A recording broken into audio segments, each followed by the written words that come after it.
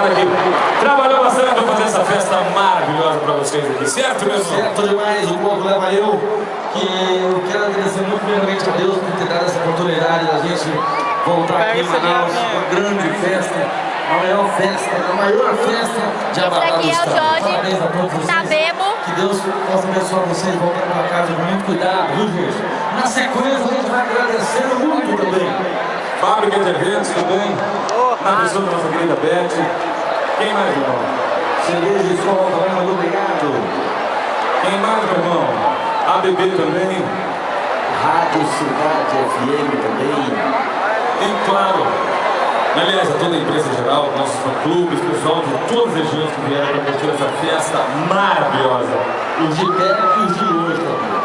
Sejam sempre bem-vindos a Manaus. Jogar a mãozinha pra cima e aplauda toda a nossa banda e equipe, essa moçada boa.